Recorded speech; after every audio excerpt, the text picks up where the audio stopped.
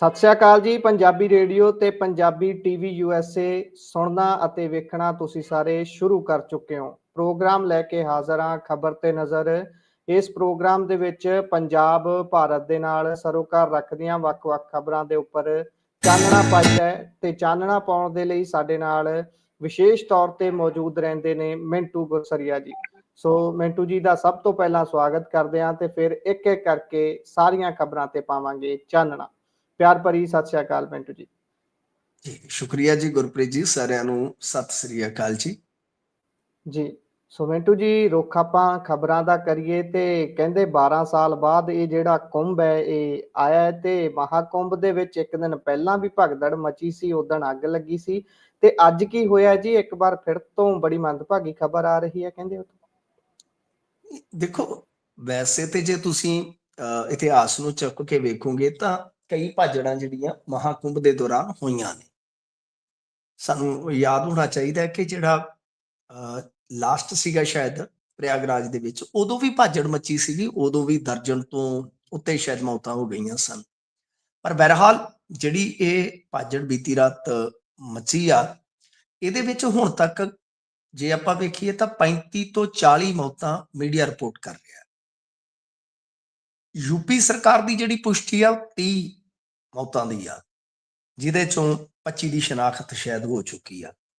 ਜਿਹੜੇ ਜ਼ਖਮੀ ਨੇ ਉਹਨਾਂ ਦੀ ਗਿਣਤੀ ਇਸ ਵੇਲੇ ਤੱਕ 60 ਦੱਸੀ ਜਾ ਰਹੀ ਆ।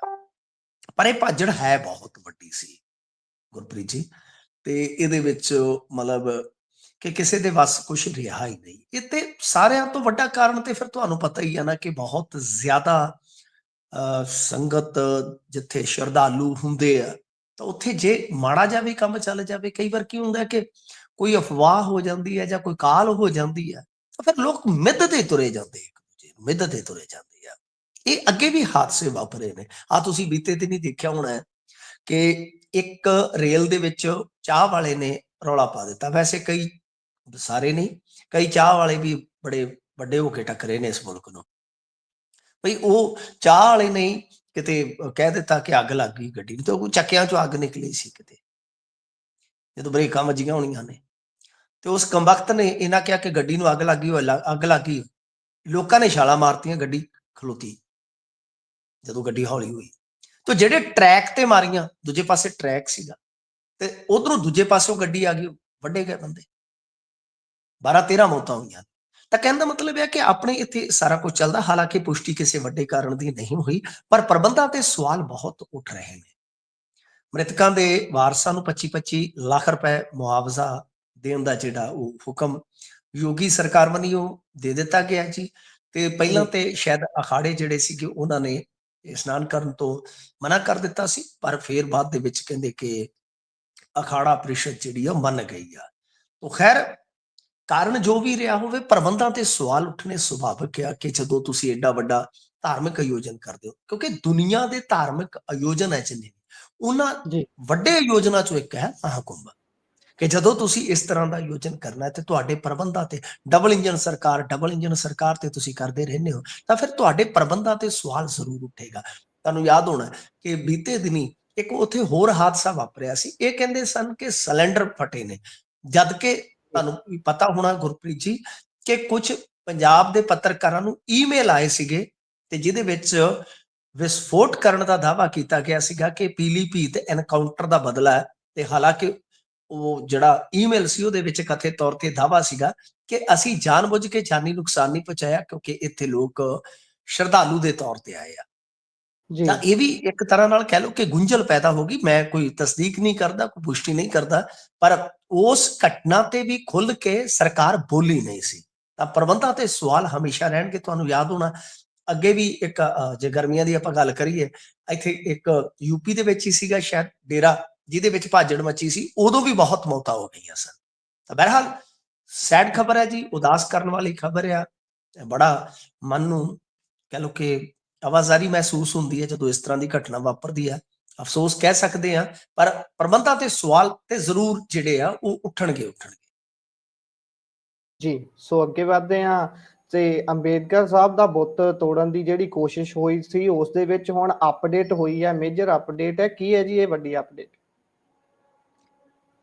ਵੇਖੋ ਗੁਰਪ੍ਰੀਤ ਜੀ, ਭਾਰਤੀ ਜਨਤਾ ਪਾਰਟੀ ਦੇ ਲੀਡਰਾਂ ਨੇ ਇਸ ਨੂੰ ਅੰਮ੍ਰਿਤਪਾਲ ਸਿੰਘ ਨਾਲ ਜੋੜਿਆ ਲਗਭਗ।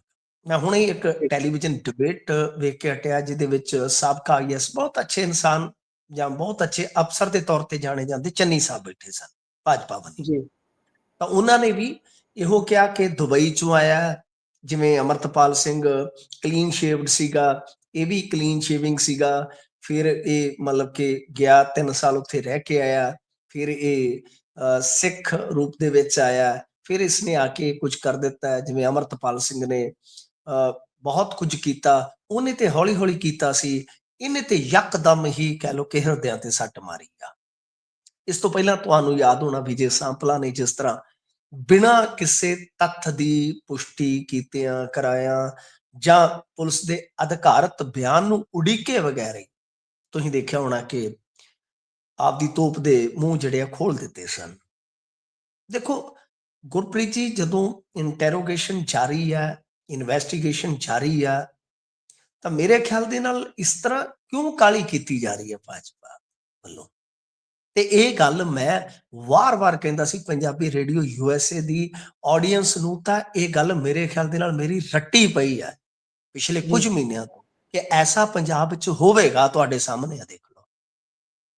ਮੈਂ ਨਹੀਂ ਕਹਿੰਦਾ ਕੌਣ ਰਲਿਆ ਕੌਣ ਗਲਿਆ ਕੌਣ ਕੀ ਆ, ਪਰ ਭਾਜਪਾ ਦਾ ਤੁਸੀਂ ਬਿਰਤਾਂਤ ਸਿਰਜਣ ਦਾ ਤਰੀਕਾ ਜਿਹੜਾ ਹੈ ਉਹ ਦੇਖੋ।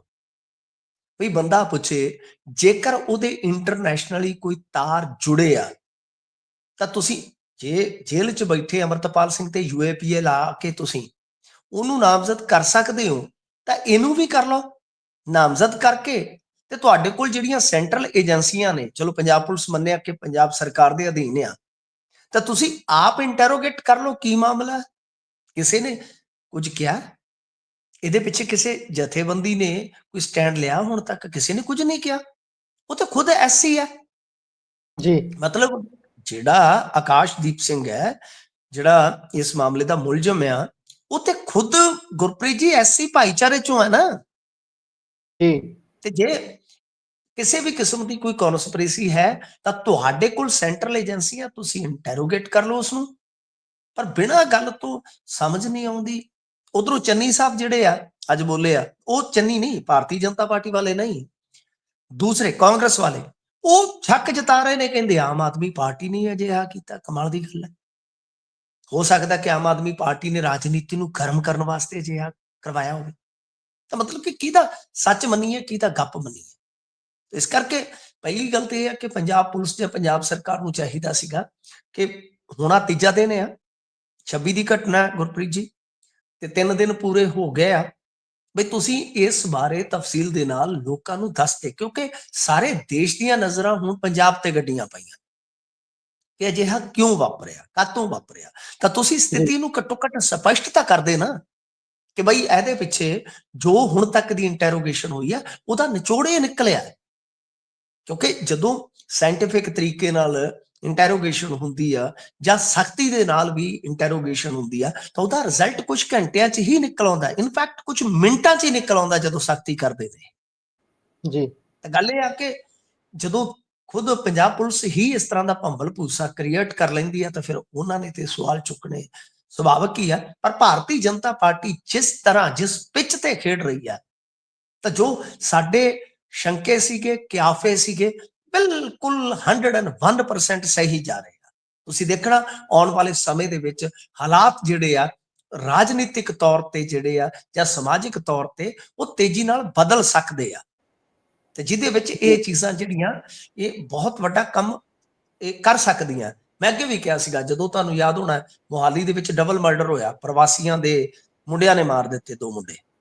ਜੀ। ਉਸ ਵੇਲੇ ਵੀ ਮੈਂ ਇਹ ਗੱਲ ਕਹੀ ਸੀ ਕਿ ਦੇਖੋ ਇਹ ਘਟਨਾਵਾਂ ਜਿਹੜੀਆਂ, ਠੀਕ ਆ, ਅਸੀਂ ਕ੍ਰਾਈਮ ਦੀ ਘਟਨਾ ਨੂੰ ਜੇ ਜ਼ਿਆਦਾ ਨਾ ਹੀ ਉਸ ਤਰੀਕੇ ਨਾਲ ਲਈਏ, ਕੱਟੜ ਤਰੀਕੇ ਨਾਲ ਲਈਏ ਤੇ ਠੀਕ ਆ, ਪਰੰਤੂ ਜੇ ਮੰਨ ਲਓ ਇੱਕ ਅੱਧ ਘਟਨਾ ਪੰਜਾਬ 'ਚ ਵੈਸੀ ਹੋਰ ਵਾਪਰ ਜਾਂਦੀ ਹੈ ਤਾਂ ਉਹ ਟ੍ਰਿਗਰ ਪੁਆਇੰਟ ਬਣ ਜਾਏਗਾ ਜੀ। ਤਾਂ ਉਹਦੀ ਜਿਹੜੀ ਮਤਲਬ ਕਿ ਕਹਾਣੀ ਹੈ, ਜਿਹੜੀ ਪਟਕਥਾ ਹੈ, ਉਹ ਫਿਰ ਅੱਗੇ ਜਾ ਕੇ ਦੋਹਾਂ ਧਿਰਾਂ ਨੂੰ ਹੀ ਰਾਜਨੀਤਿਕ ਤੌਰ ਤੇ ਫਾਇਦਾ ਦੇਵੇਗੀ। ਉਹ ਲੱਖੇ ਸਿਧਾਣੇ ਨੂੰ ਵੀ ਫਾਇਦਾ ਦੇਵੇਗੀ, ਉਹ ਭਾਰਤੀ ਜਨਤਾ ਪਾਰਟੀ ਨੂੰ ਵੀ ਫਾਇਦਾ ਦੇਵੇਗੀ।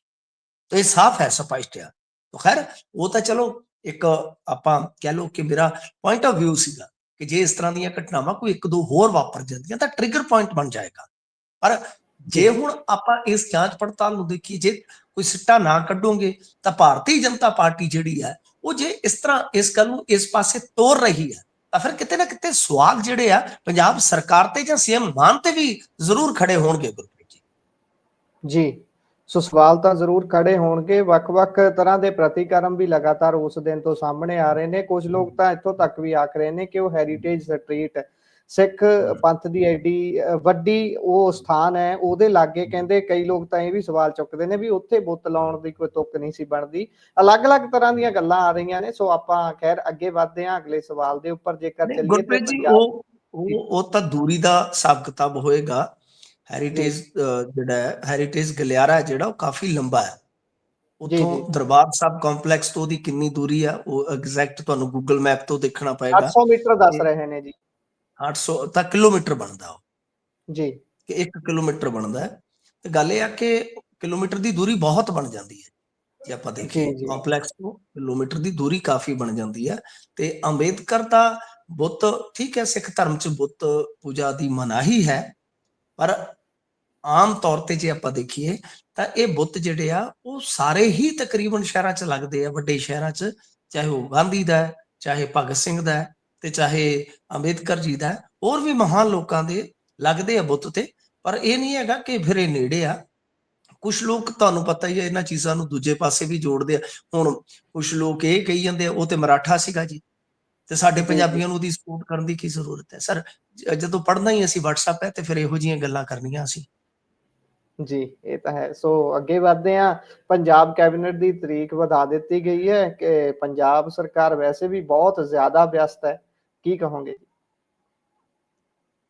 ਹਾਂਜੀ ਦੇਖੋ, ਸਾਲ ਦੀ ਪਹਿਲੀ ਕੈਬਨਿਟ ਮੀਟਿੰਗ ਹੋਵੇ ਤੇ 6 ਦੀ ਬਜਾਏ ਇਹਨਾਂ ਨੇ ਹੁਣ 10 ਫਰਵਰੀ ਨੂੰ ਮੀਟਿੰਗ ਕਰ ਦਿੱਤੀ ਹੈ। ਸਰ ਸਰਦ ਜੀ ਰੁੱਤ ਦਾ ਸੈਸ਼ਨ ਹੋਣਾ ਸੀਗਾ। ਕਮਾਲ ਦੀ ਗੱਲ ਹੈ ਕਿ ਦਿੱਲੀ ਚੋਣਾਂ ਦੀ ਅਹਿਮੀਅਤ ਇੰਨੀ ਹੋ ਗਈ ਕਿ ਸਰਦ ਰੁੱਤ ਦਾ ਸੈਸ਼ਨ ਹੀ ਨਹੀਂ ਹੋਇਆ ਪੰਜਾਬ 'ਚ। ਤਾਂ ਤੁਸੀਂ ਮੈਨੂੰ ਦੱਸ ਦਿਓ ਕਿ ਪੰਜਾਬ ਦੇ ਕਿੰਨੇ ਕੁ ਲੋਕ ਆ, ਮੈਂ ਇਹਨਾਂ ਦੇ ਜਿਹੜੇ ਸਮਰਥਕ ਆ, ਜਿਹੜੇ ਇਹਨਾਂ ਦੇ ਕਹਿ ਲਓ ਕਿ ਬਹੁਤ ਜ਼ਿਆਦਾ ਵਫਾਦਾਰ ਸਮਰਥਕ ਆ, ਉਹਨਾਂ ਨੂੰ ਵੀ ਇਹ ਸਵਾਲ ਕਰੂੰਗਾ ਕਿ ਬਈ ਕੀ ਇਹ ਇੱਕ ਇਨਕਲਾਬੀ ਸਰਕਾਰ ਹੋਣ ਦਾ ਜੋ ਦਾਵਾ ਕਰਦੇ ਆ, ਉਸ ਸਰਕਾਰ ਵਾਸਤੇ ਕੋਈ ਇਹ ਚੰਗਾ ਕੰਮ ਆ? ਜੀ ਜੇ ਤੁਸੀਂ ਸੈਸ਼ਨ ਹੀ ਨਹੀਂ ਬੁਲਾ ਸਕਦੇ ਸਰ, ਤਾਂ ਫਿਰ ਕੀ ਕਰੋਗੇ ਤੁਸੀਂ? ਯਾਨੀ ਐਸਾ ਉੱਥੇ ਇਹ ਫਸੇ ਆ ਜਾ ਕੇ ਦਿੱਲੀ ਦੇ ਵਿੱਚ। ਆ 2-3 ਬੰਦੇ ਤੇ ਇੱਧਰ ਸਾਡੇ ਮਾਲਵੇ ਦੇ ਸੀਗੇ, ਉੱਥੇ ਸ਼ਰਾਬ ਪੀਂਦੇ ਫੜੇ ਗਏ, ਦੇਸੀ ਲੈ ਗਏ ਨਾਲ। PCR ਵਾਲੇ ਫੜਨ ਨਾਲੇ ਤੋਂ ਸ਼ਰਾਬ ਖੋ ਕੇ ਲੈ ਗਏ, ਨਾਲੇ 3-4 ਹਜ਼ਾਰ ਰੁਪਇਆ ਦੇਣਾ ਪਿਆ। ਕਹਿੰਦੇ ਸਾਡੇ ਬੌਸ ਨੂੰ ਜੀ ਨਾ ਦੱਸਿਓ, ਨਹੀਂ ਤਾਂ ਅਸੀਂ ਮਾਰੇ ਜਾਵਾਂਗੇ। ਇਹੋ ਜਿਹੇ ਹਾਲਾਤ ਹੋਏ ਪਏ ਆ। ਉਹ ਢਲਾਟਲ ਪਤਾ ਨਹੀਂ ਆਪ ਹੀ ਲੱਭਦੇ, ਪੈਸੇ ਪੂਸੇ ਦੇਣ ਡਏ ਨੇ ਉੱਥੇ। ਤਾਂ ਕਹਿਣ ਦਾ ਮਤਲਬ ਇਹ ਆ ਕਿ ਸਰਦ ਰੁੱਤ ਦਾ ਸੈਸ਼ਨ ਗਿਆ, ਹੁਣ ਬਜਟ ਸੈਸ਼ਨ ਹੀ ਸੰਭਾਵੀ ਤੌਰ ਤੇ ਲੱਗਦਾ ਹੈ। ਦੂਜੇ ਪਾਸੇ ਕੈਬਨਿਟ ਦੀ ਮੀਟਿੰਗ ਜਿਹੜੀ ਹੈ ਉਹ 6 ਦੀ ਬਜਾਏ 10 ਕੀਤੀ ਗਈ। 10 ਇਸ ਕਰਕੇ ਕਿਉਂਕਿ ਉਦੋਂ ਤੱਕ ਦਿੱਲੀ ਦੇ ਰਿਜ਼ਲਟ ਆ ਜਾਣਗੇ ਜੀ, ਉਦੋਂ ਤੱਕ ਚੋਣ ਹੋ ਜਾਏਗੀ ਜੀ। ਪਰ ਮੈਨੂੰ ਲੱਗਦਾ ਕਿ ਇਹ ਲੱਛਣ ਇਹਨਾਂ ਦੇ ਸਹੀ ਨਹੀਂ ਹੈਗੇ। ਇਹ ਗੱਲਾਂ ਠੀਕ ਨਹੀਂ ਹੈ। ਜੋ ਤੁਹਾਡੀਆਂ ਡਿਊਟੀਆਂ ਨੇ ਤੁਸੀਂ ਉਹਨਾਂ ਨੂੰ ਤਰਜੀਹ ਤੇ ਰੱਖੋ, ਟੌਪ ਤੇ ਰੱਖੋ। ਹਾਂ ਠੀਕ ਆ, ਪਾਰਟੀਆਂ ਦੀ ਕੰਪੇਨ ਵਾਸਤੇ ਸਾਰੇ ਹੀ ਜਾਂਦੇ ਨੇ, ਬਹੁਤ ਦੂਰ ਦੂਰ ਤੱਕ ਜਾਣਾ ਪੈਂਦਾ ਹੈ ਤੇ ਜਾਣਾ ਬਣਦਾ ਵੀ ਹੈ। ਜਦੋਂ ਪਾਰਟੀਆਂ 'ਚ ਚਲੇ ਜਾਈਏ ਫਿਰ ਪਾਰਟੀ ਜਾਣ ਤੋਂ ਪਿਆਰੀ ਹੋ ਜਾਂਦੀ ਆ। ਮੈਂ ਇਹ ਨਹੀਂ ਕਹਾਂਗਾ ਕਿ ਜਾਣ ਨਾ, ਜੀ ਸਦਕੇ ਜਾਣ, ਜਮ ਜਮ ਕੇ ਜਾਣ, ਪਰੰਤੂ ਜੋ ਤੁਹਾਡੀਆਂ ਲੋਕਾਂ ਨੇ ਡਿਊਟੀਆਂ ਲਾਈਆਂ ਨੇ, ਤੁਸੀਂ ਉਹਨਾਂ ਨੂੰ ਕਿੰਨੀ ਸ਼ਿੱਦਤ ਦੇ ਨਾਲ ਨਿਭਾ ਰਹੇ ਹੋ, ਉਹ ਵੀ ਤੇ ਇੱਕ ਆਤਮ ਚਿੰਤਨ ਦਾ ਵਿਸ਼ਾ ਹੈ ਨਾ। ਕਿਤੇ ਕੱਲੀ ਬਹਿ ਕੇ ਸੋਚੀ ਨਹੀਂ ਬਈ, ਕੱਲੀ ਭਾਵੇਂ ਤੁਸੀਂ ਸਾਰੇ ਹੀ ਬਹਿ ਕੇ ਸੋਚ ਲਓ, ਅਸੀਂ ਕਿਹੜਾ ਤੁਹਾਡੇ ਤੇ ਕੋਈ ਟੈਕਸ ਲਾਇਆ ਵੀ ਤੁਸੀਂ ਇਕੱਠੇ ਨਹੀਂ ਬਹਿ ਸਕਦੇ। ਜੀ ਪਰ ਇਹਨਾਂ ਨੇ ਸੋਚਣਾ ਹੀ ਦੂਜੇ ਪਾਸੇ ਹੁੰਦਾ। ਤਾਂ ਖੈਰ ਬਹੁਤ ਇਸ ਮਾਮਲੇ ਦੇ ਵਿੱਚ ਜੇ ਆਪਾਂ ਕਹੀਏ ਤੇ ਕਹਿ ਸਕਦੇ ਹਾਂ ਕਿ ਇਹਨਾਂ ਦੀਆਂ ਤੇ ਗੱਲਾਂ ਗਾਂ ਦੀਆਂ ਨੇ ਸਾਹਿਬ। 79,000 FIR ਪੈਂਡਿੰਗ ਪਈ ਆ, ਜਿਹੜੀ ਕਿ ਹਾਈ ਕੋਰਟ 'ਚ ਇਹਨਾਂ ਨੇ ਜਾ ਕੇ ਮੰਨੀ ਆ। ਤੁਸੀਂ ਹਿਸਾਬ ਲਾ ਲਓ, 79,000 ਪੈਂਡੈਂਸੀ ਆ ਤੇ ਉਤਲੇ ਪੱਧਰ ਤੇ ਹਜ਼ਾਰਾਂ RTIs ਜਿਹੜੀਆਂ ਰੋਕੀਆਂ ਪਈਆਂ ਨੇ। ਕਿੰਨਾ ਕੁਛ ਅਸਰ। ਸਬਸਿਡੀ ਬਿਜਲੀ ਦੀ ਉਹ ਰੁਕੀ ਪਈ ਐਤਕੀ, ਪਿਛਲੇ ਵਾਰ ਦੇ ਨਾਲੋਂ ਇਹਨਾਂ ਦਿਨਾਂ ਦੇ ਵਿੱਚ 2 ਕੇ 3,000 ਕਰੋੜ ਦੀ ਘੱਟ ਸਬਸਿਡੀ ਅਦਾਇਗੀ ਹੋਈ ਹੈ ਜੀ। ਬੱਸਾਂ ਦੇ ਬਕਾਏ ਅੜੇ ਪਏ, ਯਾਨੀ ਸਾਰਾ ਹੀ ਬੁਰਾ ਹਾਲ ਆ, ਬੁਰਾ ਹਾਲ ਆ। ਹੁਣ ਤੱਕ ਜੇ ਆਪਾਂ ਦੇਖੀਏ ਐਵਰੇਜ 31-32 ਹਜ਼ਾਰ ਕਰੋੜ ਰੁਪਈਆ ਕਰਜ਼ਾ ਚੜ ਰਿਹਾ ਇੱਕ ਸਾਲ ਦਾ, ਜਿਹੜਾ ਕਿ ਦੂਜਿਆਂ ਦੇ ਮੁਕਾਬਲੇ ਲਗਭਗ 12-13 ਹਜ਼ਾਰ ਕਰੋੜ ਜਿਹੜਾ ਸਾਲਾਨਾ ਵਧੇਰੇ ਆ। ਇਹਦਾ ਮਤਲਬ ਕਿ 5 ਸਾਲਾਂ 'ਚ 1.5 ਤੋਂ ਪੌਣੇ 2 ਲੱਖ ਕਰੋੜ ਦਾ ਕਰਜ਼ਾ ਤੁਸੀਂ ਚੜਾ ਦੇਣਾ ਜੇ ਇਸ ਹਿਸਾਬ ਨਾਲ ਚੱਲੇ। ਪਰ ਨਹੀਂ, ਉਹ ਤਾਂ ਦਿੱਲੀ 'ਚ ਮਸਰੂਫ ਹੈ। ਕੀ ਕਹਿ ਸਕਦੇ ਹਾਂ ਜੀ, ਇਹਨਾਂ ਦੇ ਫੈਸਲੇ ਆ, ਚਾਬੀਆਂ ਲੋਕਾਂ ਨੇ ਇਹਨਾਂ ਨੂੰ ਦਿੱਤੀਆਂ ਨੇ ਤਾਂ ਫਿਰ ਆਪਦੇ ਹਿਸਾਬ ਨਾਲ ਇਹਨਾਂ ਨੇ ਚੱਲਣਾ। ਉਧਰੋਂ ਵਿਰਸਾ ਸਿੰਘ ਵਲਟੋਆ ਨੇ ਇੰਕਸ਼ਾਫ ਕੀਤਾ ਹੈ। ਉਹ ਇਹ ਕਹਿ ਰਹੇ ਸਨ, ਵਿਰਸਾ ਸਿੰਘ ਵਲਟੋਆ ਇਹ ਕਹਿ ਰਹੇ ਸੀਗੇ ਕਿ ਇੱਕ ਜੀ ਕੋਈ ਬੀਡੀਪੀਓ ਪੜਿਆ ਜੀ, ਬੀਡੀਪੀਓ।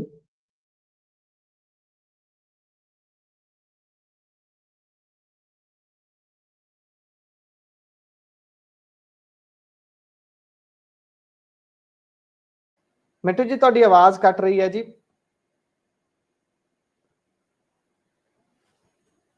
ਜੀ ਸੋ ਮਿੰਟੂ ਜੀ ਨਾਲ ਮੁੜ ਤੋਂ ਜੁੜਨ ਦੀ ਕੋਸ਼ਿਸ਼ ਕਰਦੇ ਹਾਂ। ਮਿੰਟੂ ਜੀ, ਤੁਹਾਨੂੰ ਤਾਕੀਦ ਹੈ, ਇੱਕ ਵਾਰ ਦੁਬਾਰਾ ਤੁਸੀਂ ਸਾਡੇ ਸਟੂਡੀਓ ਦੇ ਨਾਲ ਜੁੜੋ। ਤਦ ਤੱਕ ਲਈ ਇਹ ਖਬਰ ਜਿਹੜੀ ਸਾਂਝੀ ਕਰ ਰਹੇ ਸੀ, ਮਿੰਟੂ ਜੀ ਦੱਸ ਰਹੇ ਸੀ ਕਿ ਪੰਜਾਬ ਦੀ ਕੈਬਨਿਟ ਦੀ ਜਿਹੜੀ ਮੀਟਿੰਗ ਹੋਣੀ ਸੀ ਉਸ ਨੂੰ ਮੁਲਤਵੀ ਕਰ ਦਿੱਤਾ ਗਿਆ ਹੈ, ਕਿਉਂਕਿ ਪੰਜਾਬ ਸਰਕਾਰ ਵਾਲੇ ਬਹੁਤ ਵਿਅਸਤ ਨੇ।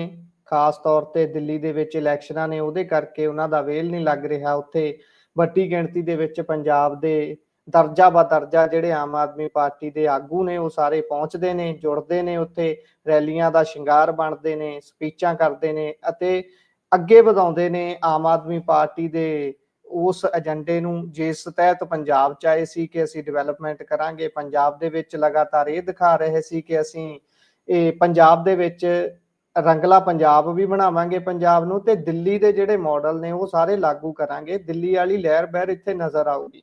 ਤੇ ਹੁਣ ਵਾਇਸੇ ਵਰਸਾ ਹੋ ਰਿਹਾ, ਸ਼ਾਇਦ ਦਿੱਲੀ ਦੇ ਵਿੱਚ ਜਾ ਕੇ ਪੰਜਾਬ ਵਾਲੀਆਂ ਉਪਲਬਧੀਆਂ ਦਿਖਾ ਰਹੇ ਨੇ ਕਿ ਅਸੀਂ ਇੰਨੇ ਸਮੇਂ ਦੇ ਵਿੱਚ 50,000 ਤੋਂ ਵੱਧ ਨੌਕਰੀਆਂ ਦੇ ਦਿੱਤੀਆਂ ਨੇ, ਮੁਹੱਲਾ ਕਲੀਨਿਕ ਡਿਵੈਲਪ ਕੀਤੇ ਨੇ, ਤੇ ਅਸੀਂ ਉਸੇ ਦੇ ਨਾਲ ਸੜਕ ਸੁਰੱਖਿਆ ਫੋਰਸ ਲਾਈ ਹੈ, ਜਿਹਦੇ ਤੇ ਮਾਨ ਸਾਹਿਬ ਤਾਂ ਇੱਥੋਂ ਤੱਕ ਕਹਿੰਦੇ ਨੇ ਕਿ 3-4 ਹੋਰ ਸਟੇਟਾਂ ਦੇ ਜਿਹੜੇ ਮੁੱਖ ਮੰਤਰੀ ਨੇ ਉਹ ਮੇਰੇ ਕੋਲੋਂ ਰਾਏ ਮੰਗ ਰਹੇ ਨੇ, ਪੁੱਛ ਰਹੇ ਨੇ ਕਿ ਤੁਸੀਂ ਕਿਵੇਂ ਕੀਤਾ ਹੈ, ਅਸੀਂ ਵੀ ਕਰਨਾ ਹੈ। ਸੋ ਇਸ ਤਰੀਕੇ ਦੇ ਨਾਲ ਸਾਰਾ ਚੱਲ ਰਿਹਾ ਹੈ ਪ੍ਰਬੰਧ, ਤੇ ਸਰਕਾਰ ਬੈਠੀ ਹੋਈ ਹੈ ਦਿੱਲੀ ਦੇ ਵਿੱਚ ਜਾ ਕੇ। ਤਾਂ ਹੀ ਕਰਕੇ ਨਾ ਤਾਂ ਪੰਜਾਬ ਦੇ ਵਿੱਚ ਕੈਬਨਿਟ ਦੀ ਮੀਟਿੰਗ ਹੋ ਪਾ ਰਹੀ ਹੈ, ਨਾ ਹੀ ਸਰਦ ਰੁੱਤ ਦਾ ਇਜਲਾਸ ਜਿਹੜਾ ਹੋਣਾ ਸੀ ਉਹ ਹੋ ਪਾ ਰਿਹਾ ਹੈ, ਤੇ ਇਸੇ ਤਰੀਕੇ ਦੇ ਨਾਲ ਅੜਿੱਕਾ ਸਾਰਾ ਕੁਝ ਬਣਿਆ ਹੋਇਆ। ਜੀ ਮਿੰਟੂ ਜੀ। ਜੀ ਜੀ ਜੀ, ਮਾਫ ਕਰਨਾ, ਉਹ ਵਿੱਚ ਮੇਰਾ ਕੋਈ ਫੋਨ ਆ ਗਿਆ ਤੇ ਉਹ ਸਾਰਾ ਤੁਹਾਡਾ ਸਿਸਟਮ ਹੀ ਹੈਂਗ ਹੋ ਗਿਆ ਜੀ। ਮੈਂ ਤਾਂ ਟੰਗਿਆ ਹੀ ਜੀ ਗਿਆ। ਕੋਈ ਨਾ ਜੀ, ਆਪਾਂ ਮੈਨੂੰ ਲੱਗਦਾ ਹੈ ਕਿ ਅਸੀਂ ਅਗਲੀ ਖਬਰ ਵੱਲ ਵਧਦੇ ਹਾਂ। ਥੋੜੀ ਜੀ ਜਾਣਕਾਰੀ ਇਸ ਦੇ ਵਿੱਚ ਮਾਫੀ ਦੇ ਨਾਲ ਮੈਂ ਜੋੜ ਦਿੱਤੀ ਸੀ, ਤੇ ਮੈਨੂੰ ਲੱਗਦਾ ਅੱਗੇ ਵਧਣਾ ਚਾਹੀਦਾ। हाँ जी, हाँ जी, हाँ जी, कोई गल नहीं है जी, बस ठीक है जी, ਵਧੋ ਤੁਸੀਂ ਅੱਗੇ ਅੱਗੇ ਵਧੋ, ਹਮ ਆਪਕੇ ਸਾਥ ਹੈ ਜੀ। ਸੋ ਕਹਿੰਦੇ ਸੁਧਾਰ ਲਹਿਰ ਵਾਲੇ ਇੱਕ ਵਾਰੀ ਮੁੜ ਤੋਂ ਪਰ ਤੋਲਣਗੇ। ਵੈਸੇ ਤਾਂ ਬੀਤੇ ਦਿਨੀ ਅਸੀਂ ਪੰਜਾਬੀ ਰੇਡੀਓ USA ਦੇ ਮਾਧਿਅਮ ਨਾਲ ਗੱਲਬਾਤ ਕੀਤੀ ਸੀ ਬਲਟੋਹਾ ਸਾਹਿਬ ਨਾਲ, ਤੇ ਉਸ ਸਮੇਂ ਮਾਫ ਕਰਨਾ ਦੂਸਰੇ ਵਡਾਲਾ ਸਾਹਿਬ ਨਾਲ, ਤੇ ਉਸ ਸਮੇਂ ਉਹ ਕਹਿ ਰਹੇ ਸੀ ਕਿ ਹਾਲੇ ਤਾਂ ਸਾਡਾ ਕੋਈ ਇਰਾਦਾ ਨਹੀਂ, ਪਰ ਜੇਕਰ ਸਾਨੂੰ ਕੋਈ ਰਾਹ ਨਾ ਥਿਆਇਆ ਤਾਂ ਅਸੀਂ ਜ਼ਰੂਰ ਇੱਧਰ ਨੂੰ ਪੈਰ ਪੁੱਟਾਂਗੇ। ਤੇ ਪੈਰ ਪੁੱਟਣਾ ਨਵੀਂ ਪਾਰਟੀ ਕੋਈ ਬਣਾਉਣ ਨਾਲ ਨੂੰ, ਜਥੇਬੰਦੀ ਕੋਈ ਅਨਾਉਂਸ ਕਰਨ ਨਾਲ ਨੂੰ। ਦੱਸੋ ਤਾਂ ਜੀ ਕੀ ਹੈ ਗੱਲਬਾਤ ਸਾਰੀ ਜਰਾ। ਨਹੀਂ ਦੇਖੋ, ਪਾਰਟੀ ਬਾਬਤ ਤੇ ਉਹਨਾਂ ਨੇ ਕੱਲ ਇੱਕ ਪ੍ਰੈਸ ਨੋਟ ਹੀ ਜਾਰੀ ਕਰ ਦਿੱਤਾ ਸੀਗਾ ਕਿ ਕਿਰਪਾ ਕਰਕੇ ਪੱਤਰਕਾਰ ਐਸੀਆਂ ਖਬਰਾਂ ਨਾ ਚਲਾਉਣ। ਜੀ ਉਹ ਤੇ ਸਪਸ਼ਟ ਹੈ ਸਰ, ਇਹ ਪਾਰਟੀ ਜ਼ਰੂਰ ਬਣਾਉਣਗੇ, ਤੁਸੀਂ ਦੇਖਣਾ, ਕਿਉਂਕਿ ਇਹਨਾਂ ਨੂੰ ਵੀ ਪਤਾ ਹੈ ਕਿ ਬਈ ਜੋ ਇਹ ਚਾਹੁੰਦੇ ਉਹ ਹੋਣਾ ਨਹੀਂ। ਜੀ ਦਿੱਤੀ ਹੈ ਹਾਰ ਮੁਕੱਦਰਾਂ ਨੇ, ਜੋ ਚਾਹੁੰਦਾ ਸੀ ਉਹ ਹੋਇਆ ਨਹੀਂ। ਪਰ ਇੱਕ ਗੱਲ ਵੇਖੀ ਸੂਫੀ ਦੀ, ਦੁੱਖ ਬੜੇ ਸਹਿ ਹੋਇਆ ਨਹੀਂ। ਤਾਂ ਕਹਿਣ ਦਾ ਜੀ ਮਤਲਬ ਇਹ ਹੈ ਕਿ ਜੋ ਇਹ ਚਾਹੁੰਦੇ ਉਹ ਹੋਣਾ ਨਹੀਂ ਹੈ ਨਾ ਸਰ। ਦਿੱਕਤ ਇਹ ਆ, ਕਿਉਂਕਿ ਤੁਸੀਂ ਇੱਕ ਚੀਜ਼ ਨੋਟ ਕਰੋ ਸਾਹਿਬ ਕਿ ਗਿਆਨੀ ਰਘਬੀਰ ਸਿੰਘ ਜੀ ਜਿਹੜੇ ਆ, ਉਹਨਾਂ ਨੂੰ ਇਹਨਾਂ ਨੇ ਮਿਲਣ ਦਾ ਐਲਾਨ ਕੀਤਾ ਕੱਲ ਕਿ ਅਸੀਂ ਮਿਲਾਂਗੇ ਉਹਨਾਂ ਨੂੰ। ਤੇ ਜਾ ਕੇ 7 ਮੈਂਬਰੀ ਜਿਹੜੀ ਕਮੇਟੀ ਬਣੀ ਆ ਸ੍ਰੀ ਅਕਾਲ ਤਖਤ ਸਾਹਿਬ ਤੋਂ, ਕਿ ਬਈ ਉਹਦੀ ਸਰਗਰਮੀ ਬਾਬਤ ਕੋਈ ਸਪਸ਼ਟਤਾ ਜਿਹੜੀ ਉਹ ਕਰਵਾਵਾਂਗੇ। ਗਿਆਨੀ ਰਘਵੀਰ ਸਿੰਘ ਹੋਰੀ ਅੱਗੇ ਵੀ ਕਹਿ ਚੁੱਕੇ ਆ ਕਿ ਉਹ ਕਮੇਟੀ ਜਿਹੜੀ ਆ ਐਗਜ਼ਿਸਟ ਕਰਦੀ, ਉਹ ਉਹਦੀ ਹੋਂਦ ਬਰਕਰਾਰ ਹੈ। ਤੇ ਉਸ ਤੋਂ ਪਹਿਲਾਂ ਖਬਰ ਇਹ ਆ ਗਈ ਕਿ ਗਿਆਨੀ ਰਘਵੀਰ ਸਿੰਘ ਜੀ ਨਿੱਜੀ ਦੌਰੇ ਤੇ ਇੰਗਲੈਂਡ ਨਿਕਲ ਗਏ ਨੇ। ਤਾਂ ਕਰ ਲਓ ਗੱਲ। ਗਿਆਨੀ ਰਘਵੀਰ ਸਿੰਘ ਜੀ ਇੱਕ ਪਾਸੇ ਤੇ ਕਹੀ ਜਾਂਦੇ ਆ ਕਿ ਬਾਈ ਉਹ ਕਮੇਟੀ ਜਿਹੜੀ ਆ ਉਹ ਐਗਜ਼ਿਸਟ ਕਰਦੀ ਆ, ਅਕਾਲੀ ਬਈ ਫੈਸਲਾ ਮੰਨਣ, ਤੇ ਦੂਜੇ ਪਾਸੇ ਉਹ ਤੇ ਭਰਤੀ ਵਾਲਾ ਕੰਮ ਜਿਹੜਾ ਹੈ ਅੱਧ ਪਚੱਧਾ ਨੇਪਰੇ ਵੀ ਚਾੜ ਚੁੱਕੇ ਆ ਜੀ। ਇਸ ਕਰਕੇ ਸਥਿਤੀ ਜਿਹੜੀ ਆ ਉਹ ਹੋਰ ਵੀ ਗੁੰਝਲਦਾਰ ਬਣਦੀ ਨਜ਼ਰ ਆ ਰਹੀ ਆ। ਤਾਂ ਜਿਵੇਂ ਹੀ ਇਹਨਾਂ ਨੇ ਕਿਹਾ ਕਿ ਅਸੀਂ ਜਾਵਾਂਗੇ, ਪਾਰਟੀ ਪੂਟੀ ਬਾਅਦ ਦੀ ਗੱਲ ਹੁੰਦੀ ਆ ਸਾਹਿਬ, ਉੱਤੇ ਮੈਂ ਤੁਹਾਨੂੰ ਦੱਸ ਹੀ ਦਿੱਤਾ ਕਿ ਸੰਭਾਵਨਾ ਉਹਦੀ ਪ੍ਰਬਲ ਆ। ਤੇ ਤੁਹਾਨੂੰ ਇਹ ਵੀ ਦੱਸ ਦਿੰਦਾ ਕਿ ਜੇ ਪਾਰਟੀ ਬਣੀ ਤੇ ਉਹਦੇ ਸ਼ਾਇਦ ਪ੍ਰੈਜ਼ੀਡੈਂਟ ਗਿਆਨੀ ਹਰਪ੍ਰੀਤ ਸਿੰਘ ਹੋਣਗੇ, ਉਹ ਤੁਸੀਂ ਦੇਖਣਾ। ਤਾਂ ਦੂਜੇ ਪਾਸੇ ਗੱਲ ਇਹ ਆ ਕਿ ਪ੍ਰੈਜ਼ੀਡੈਂਟ ਨਾ ਹੋਏ ਤਾਂ ਕੋਈ ਅਹਿਮ ਅਹੁਦਾ ਜ਼ਰੂਰ ਹੋਏਗਾ ਉਹਨਾਂ ਦੇ ਕੋਲ, ਪਰੰਤੂ ਉਹ ਤਦ ਆ ਜੇ ਇਹ ਮੰਨ ਲਓ ਕਿਸੇ ਵੀ ਅਮਲ ਨੂੰ ਤੋੜ ਨਹੀਂ ਚਾੜਦੇ ਅਕਾਲੀ ਦਲ ਬਾਦਲ ਵਾਲੇ, ਤੇ ਇਹ ਉਸ ਚੀਜ਼ ਨੂੰ ਨਾਲ ਲੈ ਕੇ ਚੱਲਦੇ ਕਿ ਭਾਈ ਇਹ ਸਭ ਕੁਝ ਹੋਇਆ ਨਹੀਂ ਤਾਂ ਫਿਰ ਅਸੀਂ ਕਿੱਧਰ ਜਾਈਏ। ਉਹ ਤਦ ਦੀ ਸੂਰਤ ਹਾਲ ਆ। ਹੁਣ ਤਾਂ ਇਹ ਕਹਿਣਗੇ, ਕਿਉਂਕਿ ਜੇ ਹੁਣ ਪਾਰਟੀ ਬਣਾਉਂਦੇ ਆ ਨਾ ਗੁਰਪ੍ਰੀਤ ਜੀ, ਤੁਸੀਂ ਵੀ ਸਿਆਣੇ ਹੋ, ਲੋਕਾਂ ਦੇ ਧੀਆਂ ਪੁੱਤ ਸਿਆਣੇ ਹੁੰਦੇ ਆ ਬਈ, ਫਿਰ ਲੋਕੀ ਇਹਨਾਂ ਨੂੰ ਪੈਣਗੇ ਕਿ ਹਾਲੇ ਤੁਸੀਂ ਜੋ ਸ੍ਰੀ ਅਕਾਲ ਤਖਤ ਸਾਹਿਬ ਆ, ਗਿਆਨੀ ਰਘਵੀਰ ਸਿੰਘ ਆ, ਉਹਨਾਂ ਵੱਲ ਤੇ ਵੇਖੋ ਨਾ ਉਹ ਕੀ ਕਰਦੇ ਆ। ਤੁਸੀਂ ਪਹਿਲਾਂ ਹੀ ਆਪਣਾ ਝੰਡੇ 'ਚ ਡੰਡਾ ਫਸਾ ਲਿਆ। ਸੋ ਇਸ ਕਰਕੇ ਇਹ ਹਾਲੇ ਨਹੀਂ ਪਾਰਟੀ ਬਣਾ ਸਕਦੇ, ਪਰ ਇਹਨਾਂ ਨੇ ਸਾਫ਼ ਕਿਹਾ ਕਿ ਬਈ ਪੱਤਰਕਾਰ ਐਸੀਆਂ ਖਬਰਾਂ ਨਾ ਚਲਾਉਣ। ਜਦੋਂ ਇਹਨਾਂ ਨੇ ਇਹ ਫੈਸਲਾ ਕੀਤਾ ਕਿ ਅਸੀਂ ਦੁਬਾਰਾ ਜਾਵਾਂਗੇ 7 ਮੈਂਬਰੀ ਕਮੇਟੀ ਦੀ ਫਿਰ ਬਹਾਲੀ ਵਾਸਤੇ ਯਤਨ ਕਰਾਂਗੇ, ਤਦ ਇਹ ਖਬਰ ਆ ਜਾਂਦੀ ਕਿ ਗਿਆਨੀ ਰਘਵੀਰ ਸਿੰਘ ਜੀ ਚਲੇ ਗਏ। ਤਾਂ ਤੁਸੀਂ ਦੇਖਿਆ ਹੋਣਾ 28 ਵਾਲੀ ਮੀਟਿੰਗ ਮੁਲਤਵੀ ਹੋਈ, ਗਿਆਨੀ ਹਰਪ੍ਰੀਤ ਸਿੰਘ ਕਈ ਕਿਸਮ ਦੇ ਬੋਲ ਗਏ ਸਨ।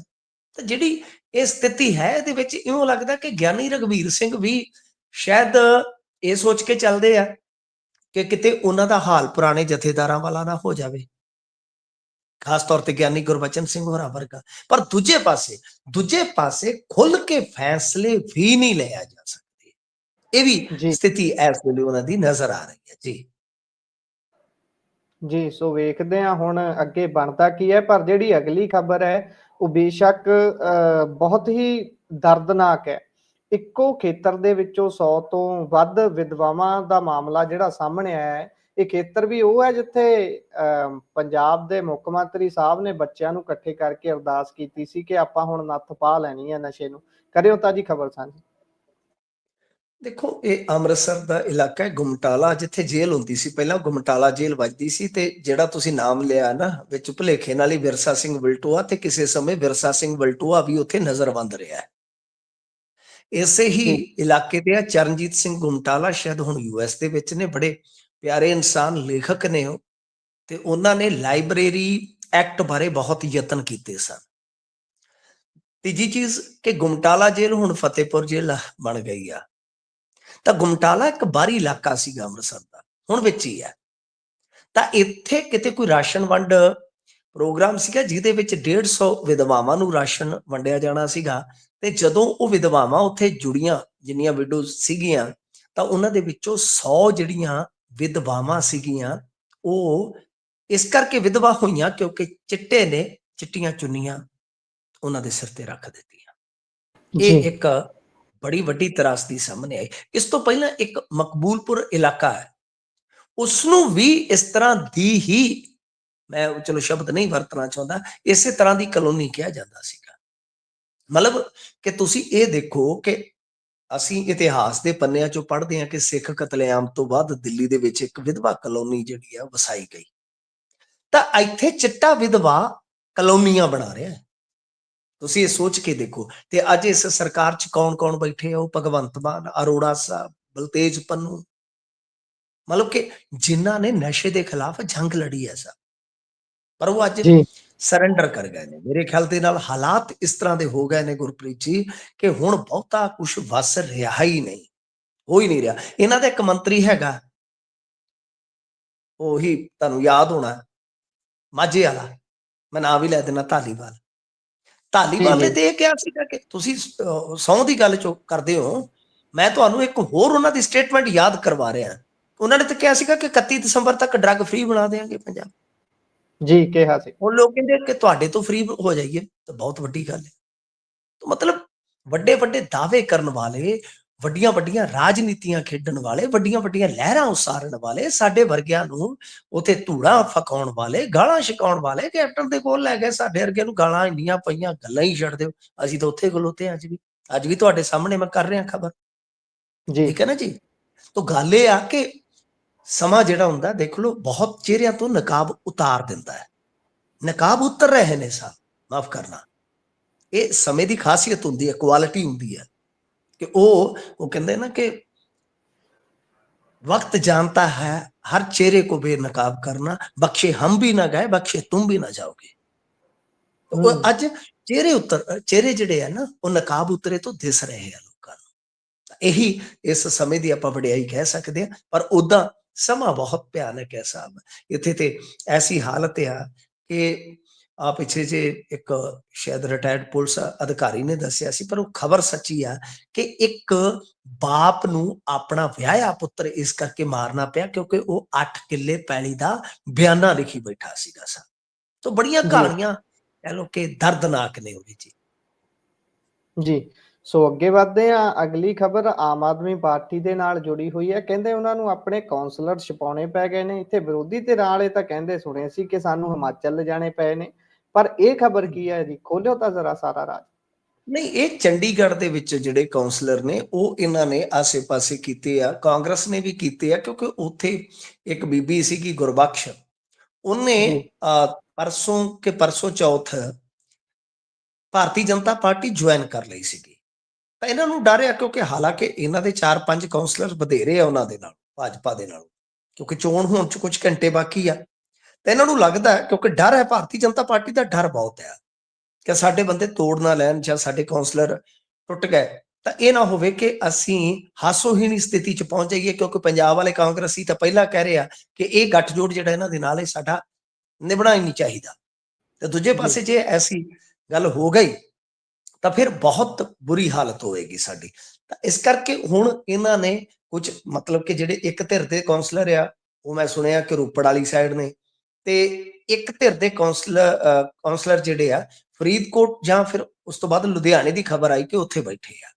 ਤਾਂ ਯਾਨੀ ਚੰਡੀਗੜ੍ਹ ਚੋਂ ਕੱਢ ਕੇ ਕਾਉਂਸਲਰ ਜਿਹੜੇ ਆ ਉਹ ਇੱਥੇ ਲੁਕਾਏ ਗਏ ਕਹਿ ਲਓ, ਜਾਂ ਵਸਾਏ ਗਏ ਕਹਿ ਲਓ, ਜਾਂ ਰੱਖੇ ਗਏ ਕਹਿ ਲਓ, ਕੁਝ ਵੀ ਕਹਿ ਲਓ, ਜਿਵੇਂ ਮਤਲਬ ਕਿ ਤਾੜੇ ਹੁੰਦੇ ਆ। ਤਾਂ ਦੂਜੇ ਪਾਸੇ ਤੁਸੀਂ ਇੱਕ ਚੀਜ਼ ਦੇਖੋ ਕਿ ਕਿੱਡੀ ਇਸ ਰਾਜਨੀਤੀ ਦੀ ਖਰਾਬ ਬਣ ਗਈ ਆ ਕਿ ਉੱਥੋਂ ਜੀ ਇਹ ਭਾਜਪਾ ਦੇ ਡਰ ਤੋਂ ਭੱਜ ਰਹੇ ਆ, ਤੇ ਇੱਥੇ ਕਾਂਗਰਸ ਜਿਹੜੀ ਉਹਨਾਂ ਦੇ ਨਾਲ ਹੀ ਉੱਥੇ ਅਲਾਈਅੰਸ ਦੇ ਵਿੱਚ ਹੈ ਚੰਡੀਗੜ੍ਹ, ਉਹ ਇੱਥੇ ਇਹਨਾਂ ਤੇ ਦੋਸ਼ ਲਾ ਰਹੀ ਆ ਕਿ ਸਾਡੇ ਬੰਦੇ ਜਿਹੜੇ ਆ ਇਹਨਾਂ ਨੇ ਤੋੜ ਲਏ, ਸਾਡੇ ਨਾਲ ਧੱਕਾ ਕਰ ਲਿਆ। ਤਾਂ ਐਦੋਂ ਮਤਲਬ ਕਿ ਖਰਾਬ ਬਣ ਗਈ ਜਿਹੜੀ ਹੈ ਉਹ ਰਾਜਨੀਤੀ ਦੀ ਕੀ ਹੋਏਗੀ। ਸੋ ਬਿਲਕੁਲ ਤੁਹਾਡੀ ਗੱਲ ਦਰੁਸਤ ਹੈ ਕਿ ਕੁਝ ਇਹਨਾਂ ਨੇ ਕਾਉਂਸਲਰ ਜਿਹੜੇ ਆ ਚੰਡੀਗੜ੍ਹ ਚੋਂ ਇੱਧਰ ਕੀਤੇ। ਸਾਡੇ ਪਿੰਡ ਵਾਲੇ ਤਾਂ ਭੱਜ ਕੇ ਚੰਡੀਗੜ੍ਹ ਜਾਂਦੇ ਕਿ 4 ਦਿਨ ਚੰਡੀਗੜ੍ਹ ਲਾ ਲਈਏ। ਤੁਸੀਂ ਹਿਸਾਬ ਲਾ ਜੀ ਲਓ ਕਿ ਕਾਉਂਸਲਰ ਕੱਢ ਕੇ ਤੇ ਉਹਨਾਂ ਨੇ ਇੱਧਰ ਪੰਜਾਬ ਨੂੰ ਵਾੜਿਆ ਕਿ ਤੁਸੀਂ 4 ਦਿਨ ਉੱਧਰ ਲਾ ਆਇਓ, ਬਚੇ ਰਹੋਗੇ। ਸੋ ਅਗਲੀ ਖਬਰ ਦਾ ਰੁਖ ਕਰਦੇ ਹਾਂ ਆਪਾਂ ਜੀ। ਅਗਲੀ ਖਬਰ ਹੈ, ਕਹਿੰਦੇ ਲੁਧਿਆਣੇ ਦੇ ਇੰਪਰੂਵਮੈਂਟ ਟਰਸਟ ਦੇ ਸਾਬਕਾ ਚੇਅਰਮੈਨ ਤੇ ਵੱਡੀ ਕਾਰਵਾਈ ਹੋਈ ਹੈ ਜੀ। ਦੇਖੋ, ਇਹ ਜਿਹੜੇ ਚੇਅਰਮੈਨ ਸਾਹਿਬ ਸੀ ਸੁਬਰਾਮਨੀਅਮ, ਮੈਂ ਇਹਨਾਂ ਨੂੰ ਮਤਲਬ ਕਿ ਬਹੁਤ ਸੁਣਿਆ, ਸ਼ਾਇਦ 1-2 ਡਿਬੇਟਾਂ ਚ ਅਸੀਂ ਸਾਂਝੇ ਤੌਰ ਤੇ ਬੈਠੇ ਵੀ ਆ। ਇਹ ਬਹੁਤ ਕਹਿ ਲਓ ਕਿ ਜ਼ਹੀਨ ਵਿਅਕਤੀ ਲੱਗਦੇ ਸਨ ਬੋਲ ਬੁਲਾਰੇ ਤੋਂ। ਬੜਾ ਹੀ ਮਤਲਬ ਕਿ ਇਹਨਾਂ ਦੇ ਬੋਲਣ ਦਾ ਜਿਹੜਾ ਤਰੀਕਾ ਤੇ ਜਾਣਕਾਰੀ ਜਿਹੜੀ ਸੀਗੀ ਬਹੁਤ ਹੀ ਡੈਪਥ ਰੱਖਦੇ ਸੀਗੇ ਮਤਲਬ ਕਿ ਵਿਸ਼ਿਆਂ 'ਚ। ਫਿਰ ਇਹ ਜੀ ਜਦੋਂ ਪਾਵਰ ਦੇ ਵਿੱਚ ਆਈ ਕਾਂਗਰਸ, ਤਾਂ ਇਹਨਾਂ ਨੂੰ ਲੁਧਿਆਣਾ ਇੰਪਰੂਵਮੈਂਟ ਟਰਸਟ ਦਾ ਚੇਅਰਮੈਨ ਬਣਾਇਆ ਗਿਆ ਸੀਗਾ।